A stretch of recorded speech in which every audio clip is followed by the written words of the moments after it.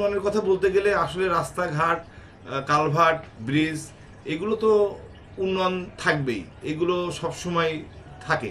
পাশাপাশি আমি মনে করি যে শিক্ষা ব্যবস্থার যে বিষয়টা ছিল, বাংলাদেশে একটা সময় দেখা গেছেন যে বাংলাদেশে নকলের উৎসব ছিল। বিএনপি আজকে সংখ্যাগরিষ্ঠতা নিয়ে সংসদে আছেন এবং বিরোধী দলও আছেন। হয়তো আমাদের এখানকার মেম্বার অফ পার্লামেন্ট আমরা সংসদ সদস্য পাই নাই, তার মানে যে উন্নয়ন থেমে থাকবে তা না। উন্নয়ন একটা এমপির দ্বারা রাষ্ট্রীয়ভাবে সরকার, যে সরকারই আসুক না কেন, রাষ্ট্রীয়ভাবে একটা উন্নয়ন কিন্তু হয়, যেটা ধারাবাহিকতা সারা বাংলাদেশে আছে। সে যে দলেরই এমপি হোক, তার ধারাবাহিকতা থাকবেই। তবে নিজের দলের, সরকার দলের যখন এমপি থাকবে তখন সেই উন্নয়নটা দৃশ্যমান দেখা যায়। যে দৃশ্যমানটা হয়তো আমরা দেখতে পারবো কি না এটা একটু সন্দেহান। তারপরও যেহেতু বিএনপি গভর্নমেন্ট পরে আমাদের সংখ্যাগরিষ্ঠতা আছে, আমি শহর বিএনপির সেক্রেটারি হিসাবে বলতে চাই, জেলা বিএনপির একজন মেম্বার হিসাবে বলতে চাই। এই কুষ্টিয়া সদর উপজেলা, এই শহরে আমার জন্ম।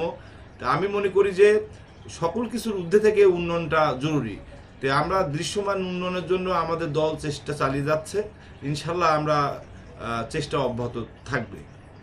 দেখেন, উন্নয়নের কথা বলতে গেলে আসলে রাস্তাঘাট, কালভার্ট, ব্রিজ এগুলো তো উন্নয়ন থাকবেই, এগুলো সবসময় থাকে।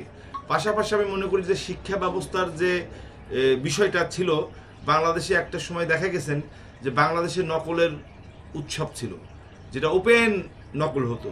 যে নকলটা কিন্তু বর্তমান বাংলাদেশ গণতান্ত্রিক বাংলাদেশ সরকারের মাননীয় মন্ত্রী এহসানুল হক মিলন ভাই যখন এর আগে প্রতিমন্ত্রী ছিলেন, আমরা কুষ্টিয়াতে তখন ছাত্র নেতা ছিলাম, তখন আমরা গভর্নমেন্ট কলেজে তাকে নিয়ে আসি। আমরা কিন্তু তার যে ঘোষণা করাই এবং তার ঘোষণার মধ্য দিয়ে কিন্তু সারা বাংলাদেশ থেকে নকল কিন্তু উচ্ছেদ হয়ে গেছে।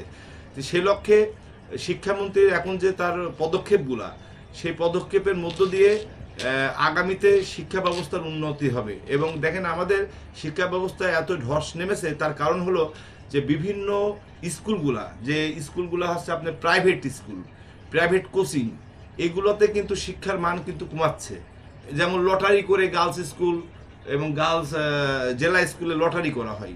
এই লটারিতে কিন্তু মেধা প্রকাশিত হয় না। এই লটারিতে হয় কি, একটা ছেলে বা মেয়ে, তার কিন্তু মেধা নেই, অথচ লটারিতে টিকে গেল। অথচ একটা মেধাবী স্টুডেন্ট, সে কিন্তু তার মেধা আছে কিন্তু লটারিতে চান্স পেল না। এর কারণে কিন্তু শিক্ষা ব্যবস্থা একটা ধস আমি মনে করি।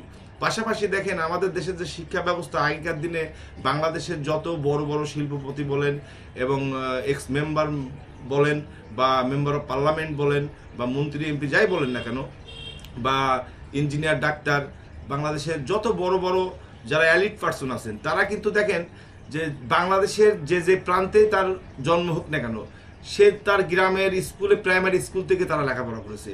সেই প্রাইমারি স্কুল পাড়ি দিয়ে তারা কিন্তু হাই স্কুল এবং কলেজগুলোতে, ইউনিভার্সিটি পড়াশোনা করে আজকে তারা বড় ব্যবসায়িক, বড় অফিসার হয়েছে।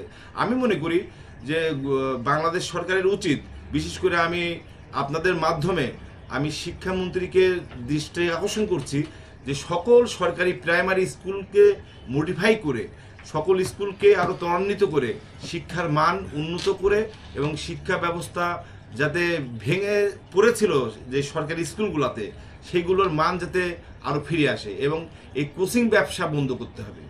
এই কোচিং ব্যবসা যদি বন্ধ না করে, দেখেন এই যে নেপালের একটি অভ্যুত্থান হয়েছে, সেই নেপালের নতুন প্রধানমন্ত্রী এসেছে, সে কিন্তু এসে কিন্তু কোচিং বাণিজ্য বন্ধ করে দিয়েছে। কারণ একটা দেখেন, আপনি আপনার সন্তান লেখাপড়া শিখাবেন, আপনার সন্তানের একটা প্রাইমারি স্কুলে ভর্তি আপনি করবেন, অল্প টাকায় কিন্তু সে পড়াশোনা করতে পারছে। কিন্তু আপনি ইচ্ছা করলে যে কুষ্টিয়া হাসিব ডিম বলেন বা আপনি সানাপ বলেন বা এই যে এডুকেয়ার বলেন, এইসব জায়গায় কিন্তু আপনি এই জেলা, এই শহরের কিংবা আপনি এই বাংলাদেশের একটা নাগরিক, সাধারণ নাগরিক, আপনার সন্তানটাকে আপনি পড়াশোনা করাতে পারছেন না টাকার অভাবে।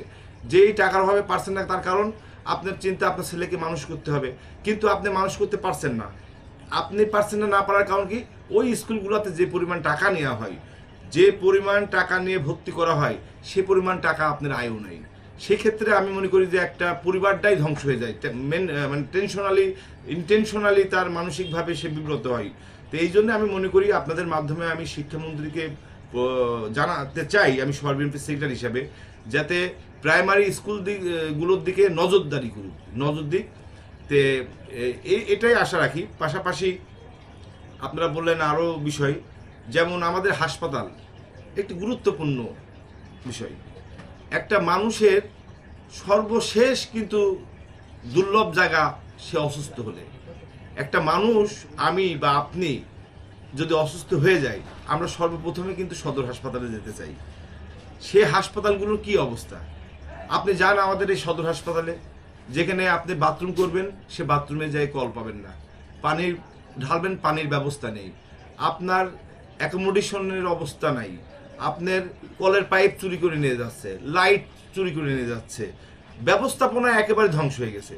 তো এই হাসপাতালে সুশিক্ষিত চিকিৎসার জন্য আমি মনে করি আমাদের সকলেরই উচিত, আপনাদের আমাদের মনিটরিং করা উচিত।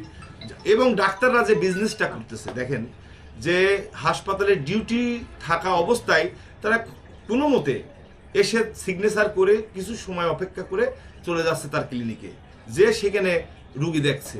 এটা অত্যন্ত দুঃখের বিষয়। আমি তো প্রতিনিয়ত এটা দেখি, এবং ছোটবেলাতে আমি হাসপাতাল কেন্দ্রিক চলাফেরা আমার, বিশেষ করে মানুষের হাসপাতালে নিয়ে যাই, যখন দেখি মানুষের দুর্দশা খুব কষ্ট লাগে। তাই আমি বলবো ডাক্তাররা, তারাও হচ্ছে এদেশের মানুষ, এদেশের নাগরিক, তারাও লেখাপড়া শিখে ডাক্তার হয়েছে। তবে আপনারা ব্যবসা করেন, আপনারা মানুষের সেবা দেন, সেবার পাশাপাশি ব্যবসা করেন, অসুবিধা নেই। তবে আপনারা পরিপূর্ণভাবে বিজনেসে মেতে গেছেন, কারণ হাসপাতালে রুগী গেলে পারে আপনারা সেই রুগীকে না দেখে পাঠাই দিচ্ছেন বিভিন্ন ক্লিনিকে। সেই ক্লিনিকে গেলেই টেস্ট দিচ্ছে হাজার হাজার টাকার, সেই টেস্টেরও কিন্তু আপনারা অংশীদার। 60% 40% হয়ে যাচ্ছে। 60% টেস্ট ডাক্তাররা নিচ্ছে, 40% ক্লিনিকাররা নিচ্ছে।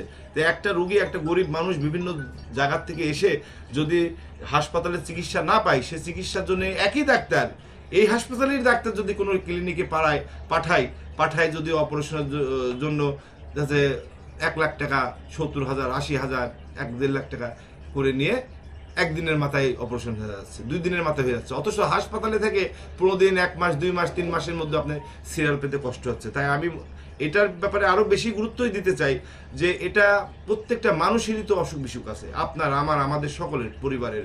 তাই আমি মনে করি স্বাস্থ্য খাতটাকে গভর্নমেন্টের দেখা উচিত আরও শক্তভাবে, এবং আমরা যারা বিএনপি করি আমাদেরও দেখা উচিত। পাশাপাশি আপনারা এই সমাজেরই অংশ, আপনারা সমাজের যেহেতু আপনারা কলম সৈনিক, আপনারা সাংবাদিকতা পেশায় নিয়োজিত, আপনাদেরকেও আমি অনুরোধ এবং আবেদন জানাবো, আপনারাও রুগী হয়ে যান, দেখেন আপনাদেরও একই অবস্থা হবে। এই জন্য আপনাদেরও তদারকি করার প্রয়োজন।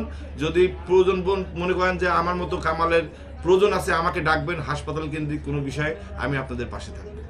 যে রাস্তা স্বাধীনতা পরবর্তী সময় হয়েছিল, হওয়ার পরবর্তী সময় প্রায় 40 বছর পর সে রাস্তা ভেঙে আমার নতুন রাস্তা হয়।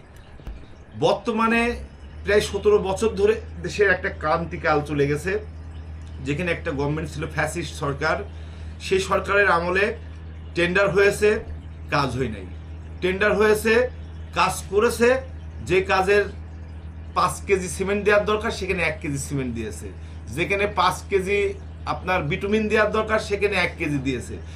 সেইভাবে রাস্তা করে কোনো মতে বিল তুলে নিয়েছে। তো আপনি যদি সেইভাবে যদি কাজ না করে বিল তুলে নেয়, সেই রাস্তা তো আপনার 1 বছরের মাথায় তো ফুলে যাবে, বৃষ্টির পানি পড়ে ফুলে যাবে, নষ্ট হবে। তো সেই ক্ষেত্রে আপনার কাজ তো পরিপূর্ণভাবে সঠিকভাবে করে যায়নি বিগত গভর্নমেন্ট করে যায়নি। এই কারণে দেখেন, গতকালকে আমি গিয়েছিলাম আপনার গোপীনাথ মন্দিরে, আমাদের মাননীয় জেলা প্রশাসক, আমাদের আলাদা অধ্যক্ষ সোহরাবউদ্দিন, সাবেক এমপি, তো উনার একটা সম্বর্ধনা অনুষ্ঠানের আমি ছিলাম সেখানে। তো সেখানে 17 কোটি টাকার বিগত গভর্নমেন্ট একটা কাজ দিয়েছিল। সেখানে আমার মনে হয় 10 থেকে 20 লক্ষ টাকার কাজ হয়েছে, পরবর্তী টাকাগুলো তুলে নিয়ে চলে গেছে, কোনো কাজ হয় নাই, তার ডকুমেন্টটাও জেলা পরিষদে খুঁজে পাওয়া যাচ্ছে না। তো এই যে দুঃখের বিষয়, কত বড় দুঃখের বিষয় দেখেন, সরকারের হাজার হাজার কোটি টাকা টেন্ডার করছে, সেই টেন্ডার বুঝে নেওয়ার লোক নাই, সেই টেন্ডার হওয়ার পরে কাজটা শেষও না হতে হতে বিল তুলে খেয়ে নিচ্ছে। তা আপনার রাস্তা সড়ক ভালো কি করে হবে?